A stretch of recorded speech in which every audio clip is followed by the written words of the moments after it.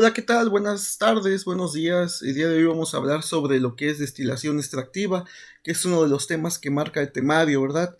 Y bueno, a grosso modo, la destilación extractiva es un método, ¿vale? Y obviamente de separación, en donde vamos a ocupar, además de lo que ya conocemos de destilación normal, ¿verdad? De por platos, por empaque, vamos a ocupar un solvente, un disolvente, además bien un disolvente, el cual debe de contener un alto punto de ebullición y debe ser poco volátil. ¿Con qué finalidad? De modificar la volatilidad relativa de los componentes que se van a separar. ¿Qué pasa? Que muchas veces se forma una mezcla azeotrópica y esa mezcla azeotrópica es algo un tanto difícil de lograrla separar por debido a sus volatilidades, a que tienen una volatilidad muy cercana. Es muy complicado, es complicado hacer esa separación. Lo vemos mucho en lo que es mezclas etanol-agua. Llega un punto en donde ya no podemos separar de mejor manera el etanol debido a que la mezcla se vuelve un azeótropo, ¿verdad? Entonces, para esos casos, la destilación extractiva puede funcionar si se le añade un disolvente para que modifique el, el, la volatilidad, ¿verdad? De alguno de los componentes a separar, ¿ok? Esto cuando se aplica cuando los componentes tienen volatilidades muy similares, lo que acabo de explicar, y no pueden separarse por una destilación simple, que es la que comúnmente conocemos, ¿ok? Se puede ver aquí, en este diagramita que tenemos acá, obviamente tenemos nuestra torre de destilación, nuestra columna, y obviamente se va a volver una mezcla azeotrópica, un azeótropo, ¿va? Entonces, ¿qué pasa? Que nosotros vamos a inyectar el solvente, ¿verdad? El solvente de extracción va a pasar por la columna y aquí vamos a tener la muestra ya junto con el solvente y el componente de interés, ¿verdad? El componente más volátil, ¿vale? Es lo que va a pasar y por arriba tenemos el destilado, el componente de interés, digamos, que es el destilado, ¿ok? Entonces eso es lo que está pasando. Ahora bien, ¿cuáles son algunos fundamentos teóricos? No nos vamos a meter en cálculos, debido a que ahorita es una charla meramente para que conozcan lo que es esta destilación. Entonces, esta destilación se basa sobre todo en los cambios de volatilidad relativa, ¿no? Digo cambios porque el disolvente se encarga de modificar la volatilidad de alguno de los dos componentes, ¿verdad?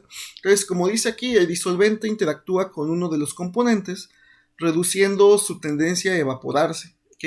Entonces, como ese componente no se va a evaporar, se va a ir por las colas del destilado, y el otro componente se va a ir por la parte de arriba, ¿verdad? Luego hacia el reboiler, hacia el condensador, perdón. Entonces, la otra parte es que no se forma un azeótropo con el disolvente, lo que permite la separación. ¿Qué pasa? Que al modificar las volatilidades relativas de uno de los dos componentes, va a bajar obviamente el punto de ebullición y va a evitar la formación de ese azeótropo que tanto nos da problemas al momento de hacer una separación, ¿ok? Y por último, bueno, el equilibrio líquido-vapor se altera gracias al disolvente, facilitando que un componente se concentre, ¿verdad?, en el destilado y otro en el residuo. ¿Vale? Entonces, el destilado va a ser, digamos, nuestro compuesto de interés, ¿verdad? Obviamente va a entrar A y B, lo vamos a explicar de esta forma. Vamos a decir que ambos, ¿verdad?, tienen un punto de ebullición idéntico, por lo tanto son azeótropos y por lo tanto sus volatilidades son iguales, pero al inyectar un solvente o un disolvente, ¿verdad? Aquí dice la corriente de alimentación, ese solvente lo que va a hacer es cambiar la volatilidad de uno de los dos, de tal manera que el residuo, ¿verdad? El residuo es el líquido al cual modificamos la volatilidad para que no se evapore, salga por la cola, ¿verdad? Y el compuesto de interés salga como destilado y vaya obviamente al condensador y obtengamos ese destilado, ¿ok? Ahora bien, ¿por qué es una problemática, verdad? Azeótropos y su problemática, solución por destilación extractiva. ¿Por qué es una problemática? Un azeótropo es una mezcla, ¿verdad?, que hierve a una temperatura constante y cuya composición en fase de vapor es igual a la fase líquida. Es una de la problemática que nos enfrentamos en ingeniería química en varios procesos, porque ya a veces necesitamos reactivos de alta pureza y que no podemos hacer esa separación o alcanzar esa pureza más bien con una destilación convencional. Entonces, tenemos que optar por este tipo de destilación que es extractiva, ¿verdad? U otros tipos, por ejemplo, más que destilación, una torre de absorción con zeolitas para mejorar la concentración de cierta sustancia. Es otro ejemplo. ¿Vale? Entonces, lo que impide separarla por destilación convencional, lo que les comentaba, ¿no? La destilación extractiva se usa precisamente para romper estas limitaciones, ya que el disolvente cambia las interacciones moleculares y permite separar mezclas como etanol y agua, ¿vale? Entonces aquí vamos a cambiar, obviamente, las interacciones del azeótropo. ¿Con qué finalidad de lograrlo separar? Como ya había explicado. Como verán, aquí está la mezcla azeotrópica, ¿verdad? El compuesto menos volátil es el que va a salir. Y el compuesto más volátil es el que se va a evaporar, ¿verdad? Y bueno, ¿cómo vamos a seleccionar el disolvente? Los disolventes deben de tener una alta miscibilidad con mezcla. Obviamente, imagínense, chicos, que queremos evitar una mezcla azeotrópica, pues tenemos que seleccionar un disolvente que no nos vaya a ocasionar otra mezcla más, ¿vale? Por ejemplo, no formar azeótropos con los componentes. Esa es una condición muy importante.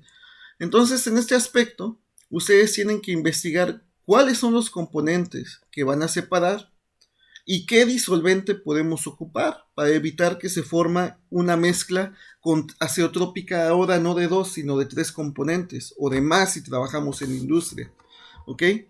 Deben de tener una muy buena estabilidad térmica y química y obviamente un bajo costo y baja toxicidad.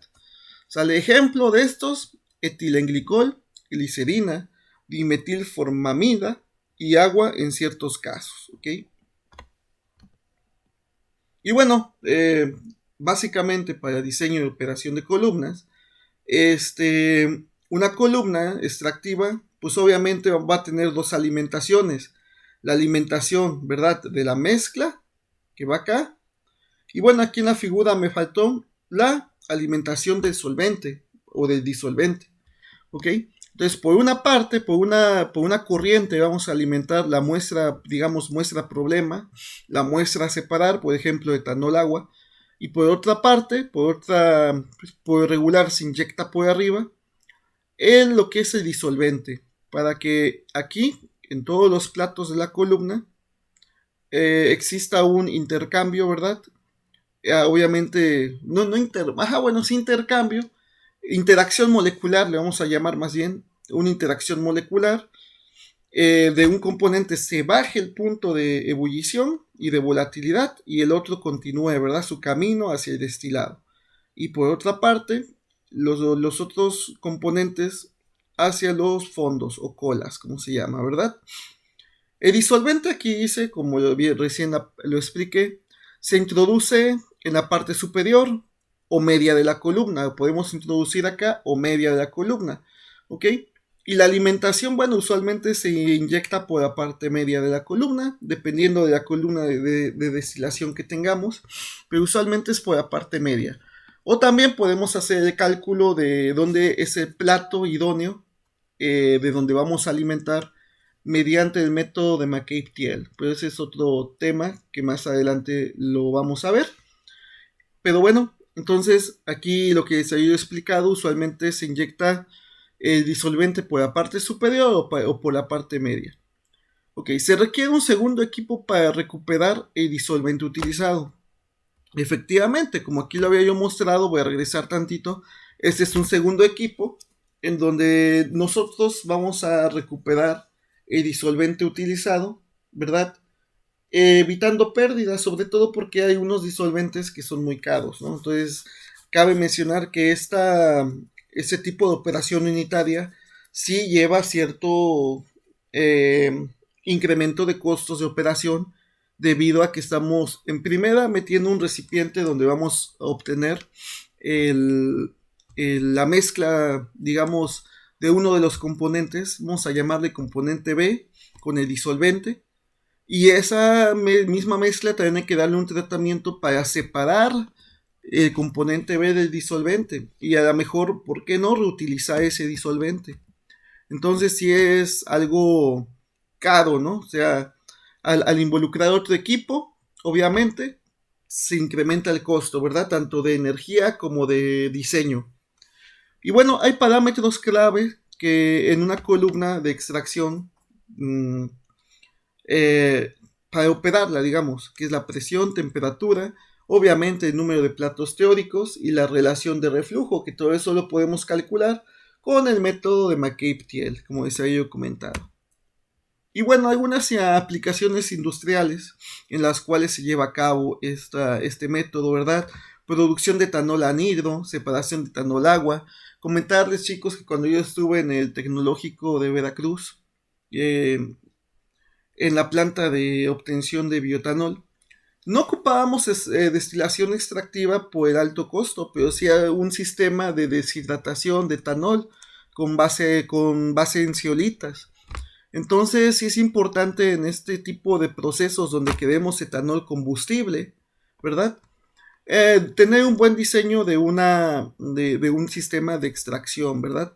¿Por qué? Porque necesitamos etanol al 99%, ¿vale? 99.9% para que sea etanol anhidro y pueda usarse como combustible para automóviles, ¿ok? Entonces, a nivel planta, ese sistema podría ser conveniente, ¿no? Ahí habrá que hacer un balance de qué conviene más, y tener un sistema de columnas de extracción o un sistema de deshidratación, pero los dos son eficientes, ¿verdad? También nos sirve para purificación de solventes orgánicos, ¿vale? Y para separación de hidrocarburos aromáticos alifáticos y procesos en industria farmacéutica y de plásticos, ¿ok? Entonces estas son algunas de las aplicaciones que se pueden llevar, ¿no? Entonces vamos a seguir viendo. Y bueno, para finalizar, vamos a ver un poco sobre las ventajas y desventajas, ¿verdad? Que ofrece este método de destilación extractiva. El primero, bueno, las ventajas es que es un proceso efectivo para separar componentes con volatilidades y puntos de ebullición similares. Y obviamente podemos tener una amplia gama de aplicaciones en la industria química, como ya os mencionamos, ¿verdad? No le hagan mucho caso, ¿verdad? Y desventajas de este tipo de destilación, ¿verdad? Es el alto costo del proceso, como se los mencioné, manejo y disposición de solventes, tipo de reactivos, pues obviamente son complicados, y aparte de eso, costosos. Entonces, por lo que les había yo mencionado, tenemos que tener un recipiente de recuperación. Y bueno, por su complejidad requiere operadores altamente capacitados que puedan mantener funcionando este tipo de sistemas. Y bueno, pues gracias por su atención. Esperemos que este video les sirva de utilidad. Me despido.